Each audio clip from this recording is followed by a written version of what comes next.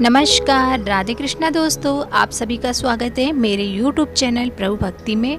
और जैसा कि हम सभी जानते हैं, वैशाख मास चल रहा है और इस मास में दान और स्नान का बहुत ही महत्व है। और वैशाख मास भगवान विष्णु का प्रिय माह है, तो भगवान विष्णु की पूजा अर्चना और जो स्नान और दान है, विभिन्न प्रकार के दान हमारे शास्त्रों में बताए गए हैं।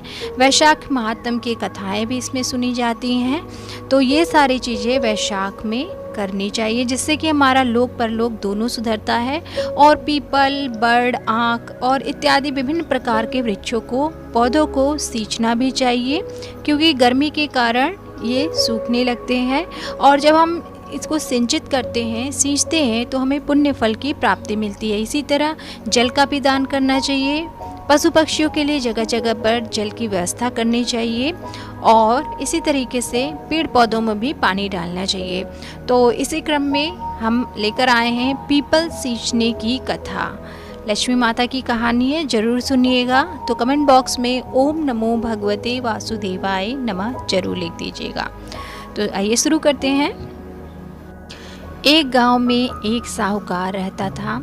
साहूकार के एक बेटी थी। वह प्रतिदिन पीपल सींचने जाती थी, पीपल में पानी देने जाती थी, जल डालने। पीपल के वृक्ष में लक्ष्मी जी का निवास था और पीपल में से माँ लक्ष्मी प्रकट होती थी और चली जाती थी।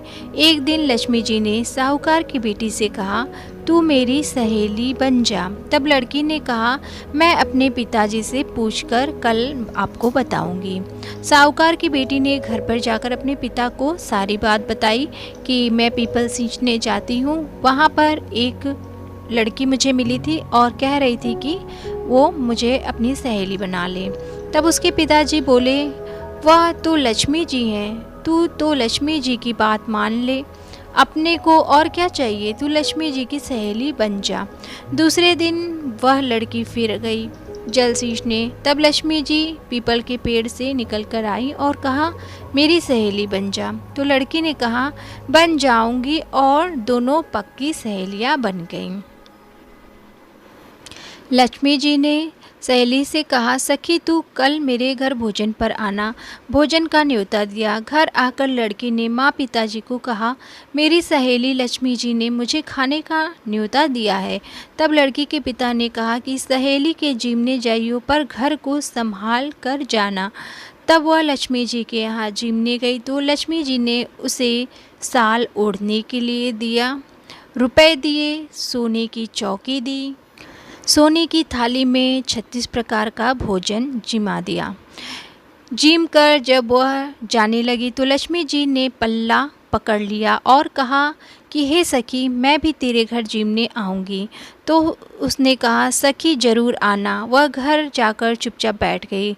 तब पिता ने पूछा कि बेटी सहेली के यहाँ जिम कर आ गई और तू उदास क्यों बैठी है? तो उसने कहा, पिताजी, मेरे को तो लक्ष्मी जी ने इतना दिया, अनेक प्रकार के भोजन कराए, परंतु मैं उनको कैसे जिमाऊंगी, उनकी इतनी आव भगत कैसे करूंगी? जैसे उन्होंने मुझे सोने की थाली में खिलाया और बहुत आदर सत्कार दिया, तो मैं उनका कैसे आव भगत अपने इस गरीब टूटी झोपड़ी में कैसे करूंगी?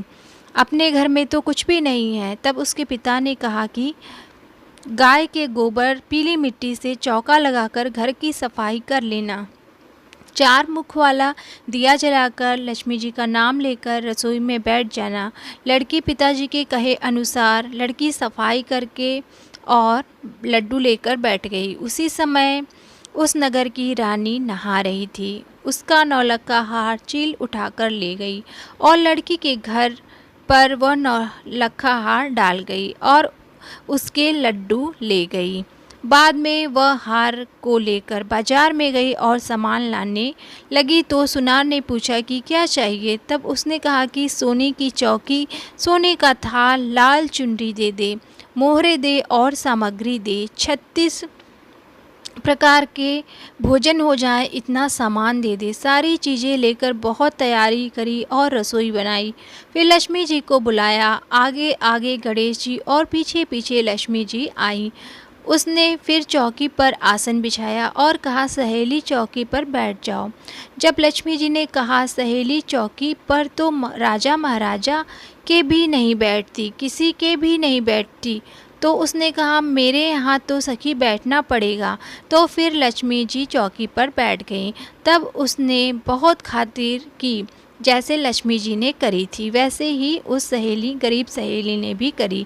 लक्ष्मी जी उस पर खुश हो गई। घर में खूब अन्न के भंडार भर गए और लक्ष्मी जी ने आशीर्वाद दिया कि जो कोई भी लक्ष्मी जी की बैठी हुई तस्वीर की पूजा करेंगे उसके घर में माँ लक्ष्मी सदैव निवास करेंगी। हे लक्ष्मी जी, जैसे तुमने साहूकार की बेटी को दिया वैसे सभी को देना। कहते सुनने हुंकारा भरते अपने सारे परिवार को दियो। पीहर में देना, ससुराल में देना, बेटे पोते को देना। हे लक्ष्मी माता, सबका कष्ट दूर करना, दरिद्रता दूर करना, सबकी मनोकामना पूर्ण करना। तो जैसे लड़की ने पीपल को सींचा था, हमेशा वो पीपल सींचती थी, इससे लक्ष्मी माता प्रसन्न हुई और उसके घर आई और जो उसकी गरीबी और दरिद्रता थी उसको बहुत आसानी से माता रानी ने दूर कर दिया। और जो लड़की थी वैसे ही अपना नित्य कर्म पीपल सींचती रही। तो आई होप आपको ये कहानी अच्छी लगी होगी।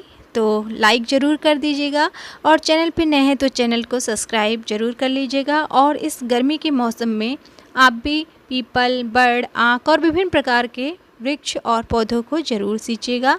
तुलसी में भी जल इस वैशाख माह में डालना बेहद फलकारी होता है। तो ये शुभ कर्म जरूर करें। मिलते हैं नेक्स्ट वीडियो में, तब तक के लिए राधे राधे और सभी को वैशाख मास की हार्दिक शुभकामनाएं।